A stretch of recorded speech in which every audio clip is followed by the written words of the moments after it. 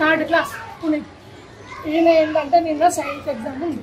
Science exam ఉంటే ఏమైంది, teacher అట పేపర్ చూసింది, చూసి ఒక బిట్ రాయలేదట, ఒక బిట్స్ రాయలేదట.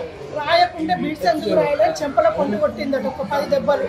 కొట్టినాక ఊకోవచ్చు కదా, వీపు కట్ట మొత్తము షెడ్ మించి కట్టబట్టి కొడితే మొత్తం వాతలు వచ్చినాయి. చేయి మీద కొడితే చేయి కమిలిపోయింది.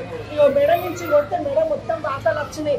కొట్టింది. సరే కొట్టినప్పుడు మరి మేడం ఇట్లా కొట్టినా మరి మీ పిల్లల్ని మనం అనుకోకుండా ఏదో కోపం అని చెప్పాలి కదా, ఏం చెప్పలేదు. ఇంటికి వచ్చినాక వీళ్ళ మమ్మీ చూసింది, చూసాక మొత్తం వాతలు వచ్చినాయి. స్కూల్ తీసుకొచ్చి సారి చూసింది, చూస్తే రేపు రండి మాట్లాడుకుందామని చెప్పిందట. ఇవాళ తీసుకొని వచ్చినాయి. ఇంత కొట్టాల్సిన అవసరం లేదు, హెల్త్ ఇష్యూ ఉన్నది కాబట్టి మాకు టెన్షన్. ఇంకా ఇంతగానో కొట్టింది బిడ్డ, చంపాల మించాలి బాగానే కొట్టిందా? ఈ పిల్లగానికి చంపాలన్నంత కోపం వచ్చిందంటే ఎంత బాధపడాలి, ఎంత బాధపడతా దెబ్బగా, ఎంత బాధపడతాం రావాలి. ఈ బాధ దెబ్బలు గిట్టనా కొట్టేది గీదా ఏనా గోడైనా పశువా? చెట్టు ఇంకుతే చెట్టు రేపు ఒక్కడే ప్రాణం పోతే ఏమైతుంది? ఈరోజు గోదావరికంలో ఇండవరకం స్కూల్లో థర్డ్ క్లాస్ చదివే పునీతిని నిన్న మధ్యాహ్నం ఎగ్జామ్ రాస్తుంటే సైన్స్ టీచర్ అది దారుణంగా కొట్టడం జరిగింది.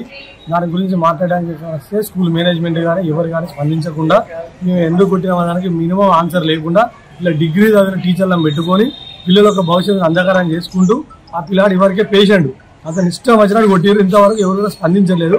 దీన్ని కలెక్టర్ దృష్టికి తీసుకుపోయినా ఇప్పుడు దీన్ని కలెక్టర్ దృష్టికి తీసుకున్నా అతను తొందర అధికార యంత్రాంగం పంపిస్తున్నానని చెప్పాడు. వచ్చినాకనే దీనికి సమస్య పరిష్కారం దొరుకుతుంది. ఆలోపు స్కూల్పై చట్టపరమైన చర్యలు తీసుకోవాలని ఎంఈఓ డిఓ గారికి కలెక్టర్ గారికి మేము ఎన్ఎస్ఓ పక్షాన కోరుకుంటున్నాం. అలాగే ఇట్లాంటి సంఘటన కాకుండా కఠినమైన చర్యలు తీసుకోవాలి ప్రైవేట్ స్కూళ్ళ మీద అని కలెక్టర్ గారిని కోరుకుంటున్నాం. బయట స్కూల్లో జరిగినా కూడా ఎంఈఓ డిఓ దృష్టికి తీసుకుపోయినా కూడా ఆయన తూతూ మంతరంగా యాక్షన్ తీసుకోవడం వల్ల ఇలాంటి సంఘటనలు జరుగుతున్నాయి.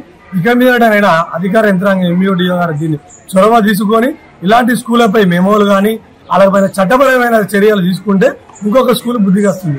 దయచేసి దీన్ని సోమోటంగా తీసుకొని పోలీస్ యంత్రాంగం కూడా దీంట్లో భాగస్వాములు అయ్యి ఇలాంటి స్కూల్కి బుద్ధి చెప్పాలని ఎన్ఎస్ఓ పక్షాన కోరుకుంటున్నాం.